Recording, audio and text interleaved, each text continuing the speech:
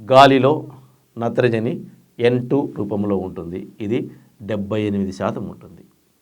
అన్నిటికంటే ఎక్కువగా ఉన్న మూలకం ఏంటంటే నత్రజని. మరి మొక్క నత్రజనిని డైరెక్ట్గా తీసుకునేటట్లుంటే సహజ రూపంలో ఉన్నటువంటి ఆ నత్రజని గ్రహించే శక్తి ఉంటే అది తీసుకోవాలిగా. మళ్ళీ మనం ఎందుకు వేయడం? తీసుకోలేదు.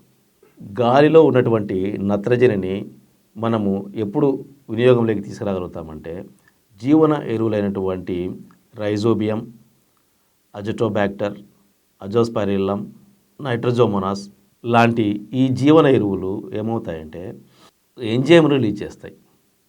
నైట్రోజనస్ అనే ఒక ఎంజైమ్ని రిలీజ్ చేస్తాయి. ఆ ఎంజైము ఈ గాలిలో ఉన్నటువంటి నత్రజనితో రియాక్షన్ జరిగి అది భూమిలో కలపబడుతుంది. దానికి కూడా పరిమితులు ఉన్నాయి చాలా.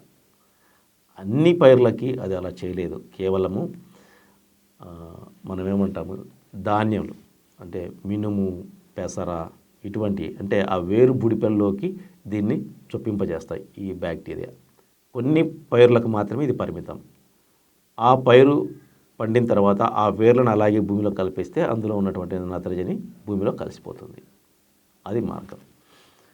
అంటే ఏం జరిగింది? అక్కడ అందుబాటులో ఉన్నటువంటి నత్రజనిని గ్రహించి ఇది చేయగలుగుతుంది.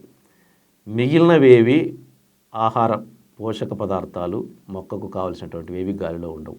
కర్బనము గాలి నుంచి దొరుకుతుంది. నత్రజని కొంత మేరకు మనము ఈ జీవన ఎరువులు వాడడం వల్ల మనము గాలిలో ఉన్నటువంటి నత్రజనిని మనము మొక్కకు అందించగలుగుతాం.